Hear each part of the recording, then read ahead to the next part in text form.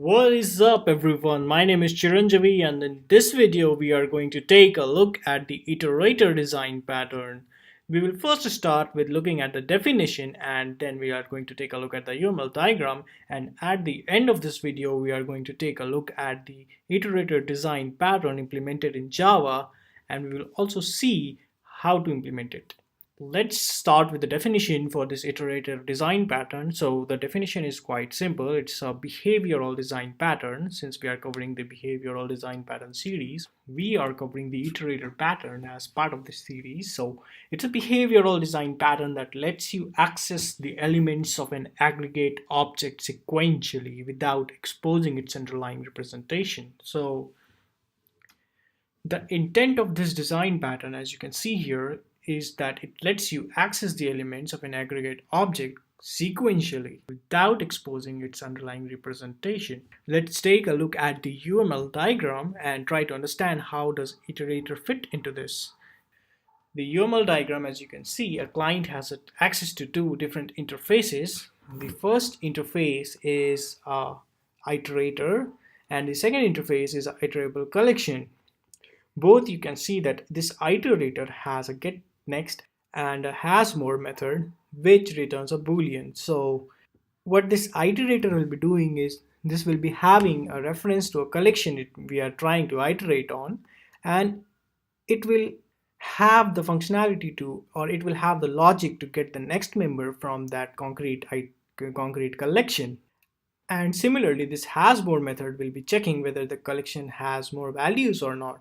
So basically it's like until the collection has more values, you can actually get the values from the collection. There is one more abstraction introduced here, which is the iterable collection. So the iterable collection has a method called a create iterator, and every collection which implements this iterable collection has to provide the implementation for the create iterator method. And what this client will do is it will use this iterator and the iterable collection interface to actually carry out or to actually access the object underneath. So this is it with the UML diagram. Let's actually try to code this into Java.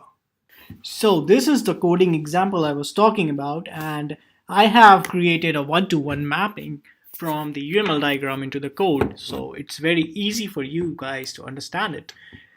The first interface which we saw in the UML diagram was the iterator interface, which has a get next method and a has more method which returns a boolean.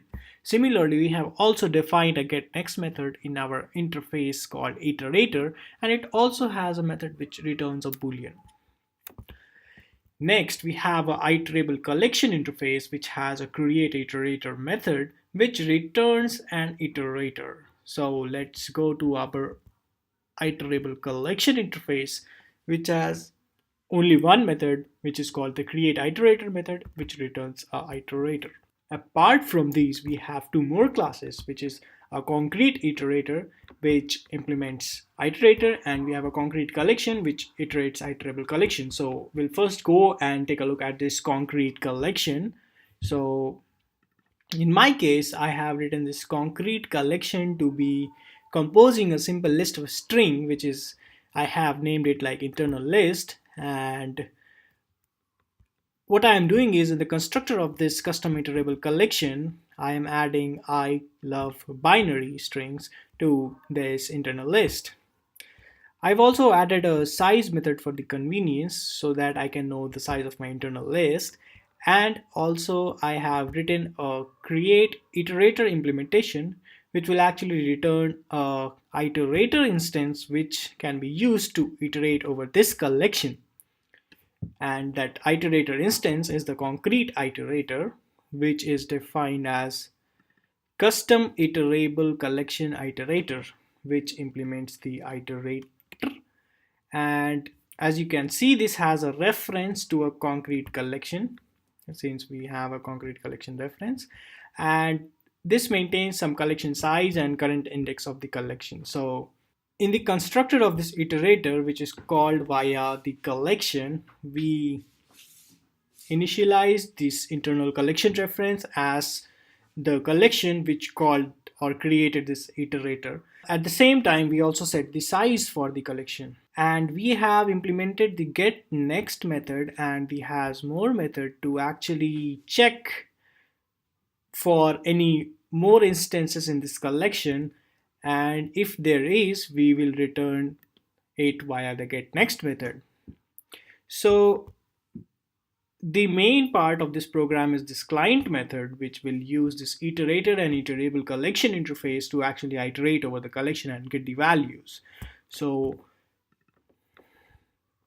this is actually that client method. As you can see, it has an iterable collection, which is an interface, and it also has iterator, which is an iterator for this collection.